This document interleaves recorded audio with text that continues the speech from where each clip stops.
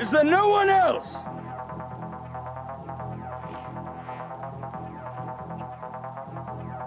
Is there no one else?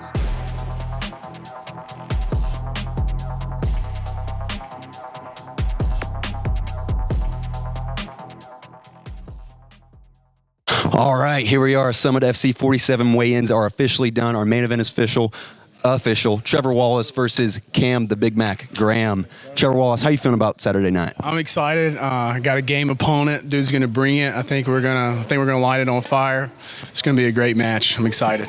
It's been a little bit of time since you've been in the octagon. It's been about a little over a year now since you've been in, and we're curious, when you have that much time off, I imagine you got time to train, reassess what you want to do. What really brought you back into wanting to do this again? Man, I just want to eventually be a world champion, whether that be MMA, jiu-jitsu. My goal is to be a world-class fighter, and tomorrow is just one step into challenging myself against a game opponent to get to that statute. It doesn't matter to me how long it gets. I eventually want to become a world-class and renowned martial artist. Absolutely, and 83% of your wins being KO, 4 of them in the first round. I got the numbers pulled up, man. I got them saved right here, and I'm curious, a lot of heavyweights have power, but not all of them are able to materialize it into a KO, like we talked earlier. So if you could attribute your KO power, what would you attribute it to? Do you have great coaches? Are you hitting the bag a lot? What would you attribute that just one punch power? How are you putting people out? Because not every heavyweight can do it. I'm from Mississippi, all right? I'm from the South, and that's how we make them down here for the most part, big and heavy. Once we're big and heavy, but just football, I'm just been rough and tough my whole life. I've always been kind of strong, or in that kind of sense. But I have great coaching from Andy Urich to Zach Underwood to Trey Manley, my guy Mike Houston, who I'm in there with every day. Jiu-jitsu black belt. All these guys are great coaches, and I hope to display, what they've taught me tomorrow night against a great opponent as in Cam. Absolutely, and the big thing, you're in the main event. I talk about this with a lot of fighters, the physical and the mental game, and a lot of them talk about how the physical can be, struggling in and of itself, but the mental game is what really gets people. I'm curious as to what you think you could compare something in your career, whether it be adversity or something you had to overcome that was either the physical or mental game. Well, nothing's like a fight. It's a fight, and heavyweight's the most dangerous division. We're risking it all. Everybody that I fight, no matter skill, if they're the greatest in the world or not, they hit like a truck. We're all heavy. Every punch matters. So it's dangerous, I guess, in a sense, but man, I don't know. I'm just excited. I'm sorry, I forgot the question, honestly. All good. Hey, listen, we're excited to see you compete this weekend. One more question for you. Win, lose, or draw Saturday, what can the people expect from you going forward in the future? Shoot, I'm going to work hard to get better. No matter win or lose or draw, I want to become better each and every day, and I think that should be everybody's goal. It's better than... Absolutely. Yeah. Trevor Wallace, ladies and gentlemen. Thank you so much. Appreciate it. Yes, sir. We are here with the man himself, Cam the Big Mac Graham. How you feeling right now about Saturday night? I feel good. It's going to be a fun one for sure. You were a last-minute replacement. Like many times this has happened, you're a main event last-minute replacement. So, that comes with stuff, and I've heard that this is probably not the first time you've done this. How does it feel just, always being ready? Are you just always ready on call to just come and take care of business? Yeah, pretty much. I'm probably one of the most active fighters in the region. This is what I do. I fight 2-3 weeks ago. I come in, and handle business. Absolutely. 11 fights in the past 2 years. I've checked. 9 main events, and counting this weekend.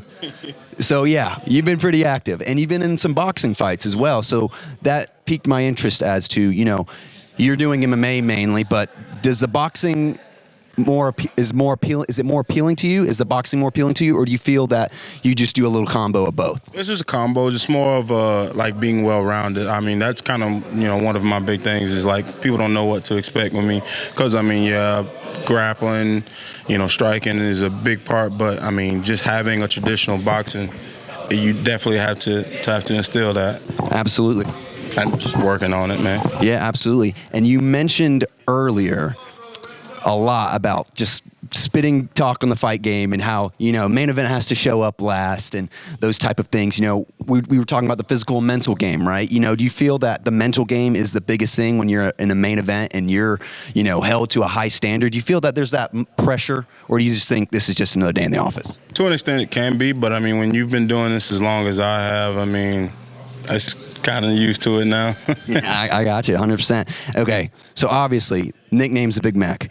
Probably love Big Macs. Is that absolutely where it originates from? Where does that come from? It kind of hands in hand plays with it, but it actually started when I first got into MMA. People used to call me Big Cam because I was 15, 16 years old, and I was the size of a grown man.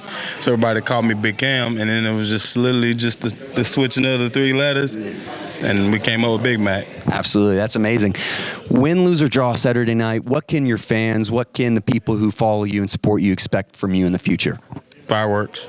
Always. Win, lose, or draw, no matter what my record looks like, I got it tattooed. Everything happens for a reason. This is what we do. We come in here, we entertain, we show out. And that's what I plan to do tomorrow night. All right. Anything else you want to say? Get off your chest.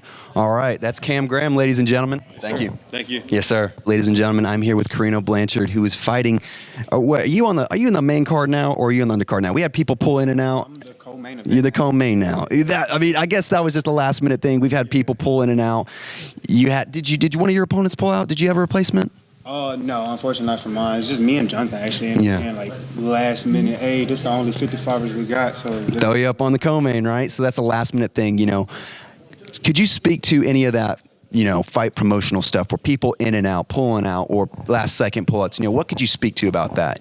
And just the fact that you're here, showing up, making weight with 50 push-ups, but yeah, man. So for me, just looking at it, Jesse and Jamie, they're going out their way, to bring us something good here. And a lot of guys, come out, no communication, not talking, and not letting us know what's going on, and it hurts the product. But the only thing we can do is just step up in that ring. Me and Jonathon put a show, and everybody else that's remaining here to put a show on. So it sucks the amount of fights that pulled out, obviously, but the ones that did step up and take the last minutes, and the ones that came in, we appreciate you. Thank God you did, and hey, we can just put on a show tomorrow. So absolutely. And you're making your pro debut this weekend. So when you're making a pro debut, you can only make it once. You can only make one first impression to show that you belong with the professionals. So is there a statement you're looking to make tonight? Tomorrow night. Man, Jamie put on these $1,000 extra bonus, and hey, I got 5 kids, bro. So hey, I'm going out there to put on a performance. I got to feed the kids. We just got done back to school shopping. So my thing with that is as far as the pro debut, I've been active this year a lot. So walking that ring, I didn't imagine it a million times. I trained with some great guys over at Tupelo Jiu-Jitsu Academy. So it's just gonna be another day for me. Not no disrespect to Jonathon in that way, because most debuts are not against a game opponent like Jonathon, but me and him about to go in. We're about to put on a show, man. I got everything I needed off the read of me and him standing here face to face. Finally, it's about to be a show. It's about to be a banger. Everybody tune in for that one.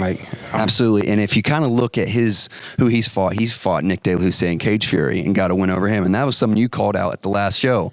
So if you win here tonight or tomorrow night, is that someone you're still looking for as an opponent?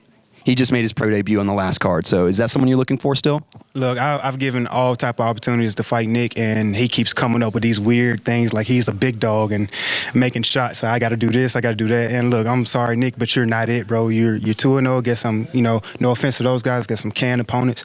You got to fight somebody real. If you're going to claim you the best in North Mississippi, I'm right here. I've been calling you out. I've been calling you straightforward out, and you just keep ducking me.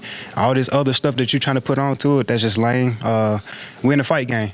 I respected you at first, but the words you said to me, now it's come off of disrespect. If you ever sign that contract, I hate it for you. Well, now that you're making your pro debut, is there certain set goals that you've got in the future? Because now the future is everything now that you're pro. Now amateurs set aside, this is a new slate. What can we expect from you? Do you have plans to go in certain places? Do you have a goal in mind of a promotion you want to fight for? Do you want to stick to MMA? Or you want to transition to boxing? What is the overall goal for you, or something that you're really focused on right now? Man, like if you follow my journey in any of my interviews, you know that I started MMA because I was 350 plus pounds. I just wanted to lose weight. That's what I went in the gym for, to lose weight. I lost that weight, and look at me, 3-4 years later, I'm making a pro debut. So it's no necessary goals as far as, hey, I want to do this. It's just I'm getting in there every time. I'm enjoying putting on the show for my kids. They love watching my highlights on YouTube. I'm just putting on to keep going and showing people, like, hey, chase your dreams. Like, it's a lot of things. It sucks. Like, this fight game, it honestly sucks. It's terrible. But I'm chasing my dreams, and it's fun. Like, it's so fun to go out, walk that ring, hand raised or not raised, just going in and put on a show, showing off your team, like my team, Tupelo Jiu-Jitsu Academy, showing off anything. It's just so glorious, and I'm grateful to be here, man, because I'm not supposed to be here. I tell people all the time, I'm living on borrowed time, so I'm enjoying the show, enjoying the ride. UFC is obviously the biggest promotion, so, hey, if I can get there at UFC, awesome. If not, I'm enjoying the ride. That's it. I'm having fun. Good to hear. Thanks for the interview. Coreno Blanchard, ladies and gentlemen. All right.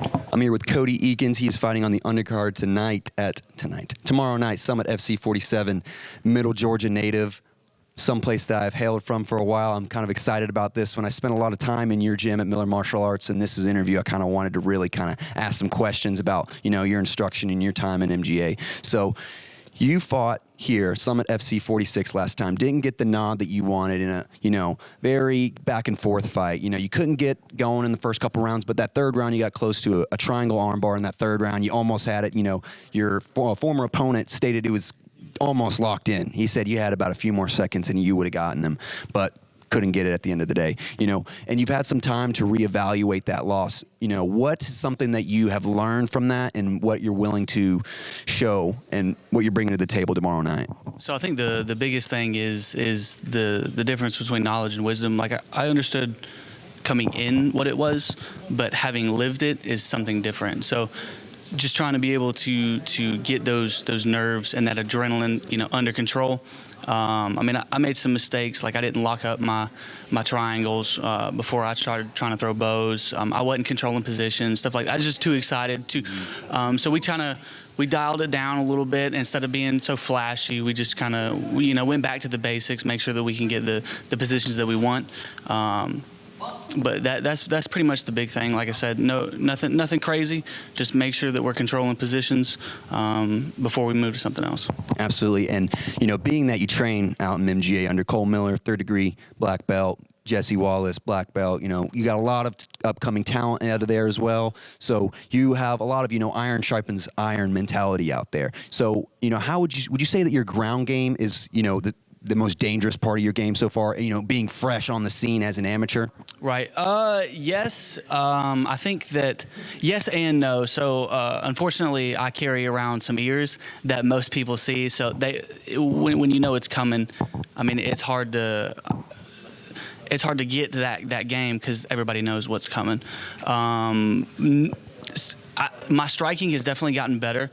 We've definitely workshopped my stand-up game from last camp to this camp, and I think kind of found where I stand in my stand-up. So once we open that up, then yeah, for sure, my ground game will definitely get a lot better. With the strikings, the feints, all that stuff. So yeah, I would say that my ground game is definitely better. I've got more of a background in grappling. I wrestled in high school. I've been doing jiu-jitsu for 3-4 years now, and then I've only recently picked up MMA and striking over the past year and a half, something like that. So yeah, for sure, ground game's definitely where we want to be. But I do like the striking game. So it's like slugfest, right? Right, yeah. So I love the striking. I love the grappling. We'll see. Like you were saying, you're relatively new to the game. Specifically MMA, you said, a year and a half or so. So you've been training in the basics of, jiu-jitsu, and you got the wrestling background, obviously. What was the story that brought you into MMA? Because there's a lot of people that train the martial arts but don't pursue them as a sport, in MMA. They don't go the full, I'm going to fight. What chose... How did this path choose you? Did you choose it, or did it choose you? What's the story behind it? So I started. I loved wrestling, and that's how I got into jiu-jitsu. But my competitive nature kind of took over. I'd be in jiu-jitsu class in gi or no gi, doing whatever, and then I would see the Muay Thai guys, kicks and knees and elbows, and I kind of realized that in a self-defense situation, you know, being able to take somebody down like a bar, whatever that situation is, isn't really beneficial, especially if they got friends. So I just for self-defense, I started picking up boxing, and then with the boxing came Muay Thai, and then with Muay Thai we started sparring, and it really just kind of moved into, you know, it just kind of evolved on its own. I've got a highly competitive nature, so when I started sparring and just getting my ass kicked, so I don't know if I can say that. No, you're fine. Getting my ass kicked all the time. It just made me wanted to get better, and I knew that, you know, my ground game was where I wanted to be, and so you know, we'd have these Muay Thai guys come in that would just wreck me for 3 or 4 rounds, and then, you know, they'd call small gloves, or they'd say now takedowns, and then it was immediately easy to strike with them because they knew that I wanted to take them down. So it just kind of gradually evolved into MMA, you know, boxing, Muay Thai, all that stuff. So that's really how I got into the striking area. Right. And then that just led you into fighting because you're like, oh, I've got the rest already here in the arsenal. It's not like I have to learn a bunch of new stuff. You know, you kind of already had it there. That's interesting because everyone's got a different story, right? Whether it's a bar fight or whether it's training for years or coming out of high school and wrestling. It's interesting to hear what brings someone to the cage, what brings them to this moment, right? Because it's not the path traveled by most. And that's what interests me so much. I love hearing these responses. I love hearing the story. So thank you for that response. I like hearing that type of stuff. I got a few more and then we'll wrap it up for you. So you got Cole Miller cornering you, right? Tomorrow night, or you got someone else tomorrow? So my buddy Rex, he spent the past 6 weeks with me in camp. He's typically my pad holder. We're pretty close. When he fights, I'll be in his corner. And now that Cole can't make it, he'll be in my corner. So it'll be Cole and Jesse. But yeah, he's been the ride or dies. He knows my game almost as well as I do. So he's able to tweak the strikings into the shots and all that stuff. So him and Jesse will be cornering me tomorrow. Absolutely. Now, can we expect to see you at Summit again? This is a great promotion to fight for a lot of guys that are coming up. Do you think that you just want to build an amateur career here? What's the plan, if you have anything in mind as goals or aspirations? Right. So I want to take this amateur thing as far as possible. We'll see what that looks like. I think that there is going to come a point in which I have to make a business decision. When I can't just step out and I have a full-time job right now. So there will be a point where I've got to make a business decision, whether that is in amateur, whether that's in pro, whatever the deal may be. I'm willing to take this thing as far as possible. I mostly just want to test myself as a man, figure out where I'm at, but we'll just see where it goes. Absolutely. All right, one small one for you.